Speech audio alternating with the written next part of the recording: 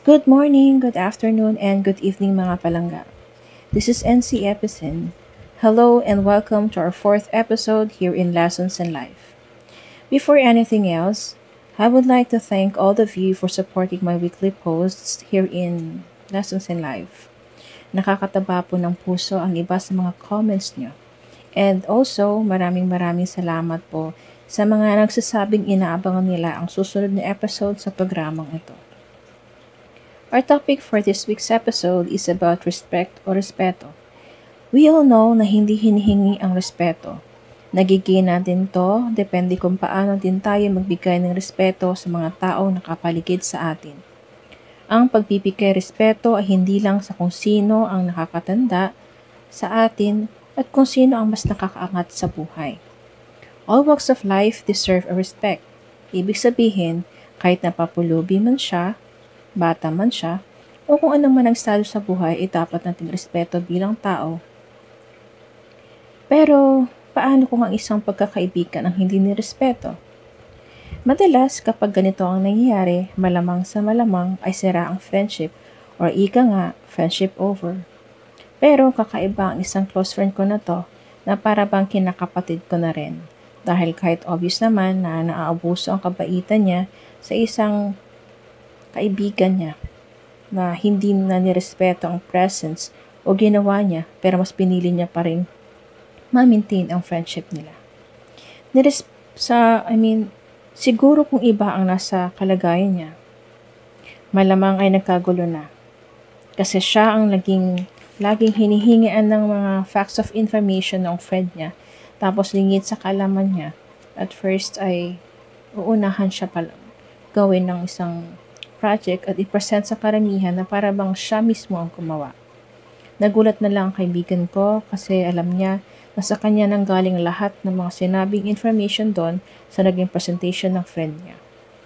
Ang pinakamasaklap pa ay hindi man lang siya isa o dalawang beses na nangyari ang ganitong senaryo. At hindi minsan siya kinausap para magpasalamat o i-acknowledgement lang doon sa presentation. Ganun pa man, mas pinili na kaibigan ko na panatilihin ang respeto na naibigay niya sa kaibigan mula sa pinakaunang araw naging magkaibigan sila at mapasa hanggang ngayon. Pero, hindi na tulad ng dati na ibinigay niya pa lahat ng information sa friend niya. Instead, tinuruan niyang matutong gumawa ng research mag-isa para hindi na siya masaktan pa. Maging mindful sana tayo sa mga lahat ng tao, lalo na sa mga malalapit sa atin, kung paano natin pakitunguhan. Baka kasi tulad din ng kwento na naabuso na ang friend ko at hindi na siya nirespeto sa mga bagay na siya ang gumawa, pero inako ng iba. We also be sensitive enough sa mga words na ginagamit o sinasabi natin kasi baka hindi na natin alam, nakakasakit na pala tayo ng damdamin ng iba tapos akala natin okay pa rin. Diba? Another thing is that, let's bear in mind na kahit gaano pa tayo ka-close sa friend natin, dapat nating tandaan na may limit pa rin tayo sa kilos at salita. Iwasan natin lang magpas sa linya, ika nga. Kasi baka sa sobrang feel natin ng closeness, pero yung pala, na-invade na natin ang privacy niya. Yes po, kahit pa gaano kayo ka-close sa isa't isa, you must know where to stand. Don't ever cross the line, ika nga. Always give the respect to your friend's decision and choices in his or her life. Sana po ay nagustuhan nyo ang isa na namang episode dito sa Lessons in Life. Kindly share your thoughts and experiences if you like, or if you have a topic in mind that you want me to discuss with. Feel free to write it down in the comments section of this post.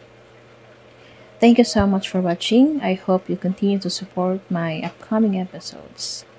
This has been NC Epicen, saying to God be the glory. See you next week.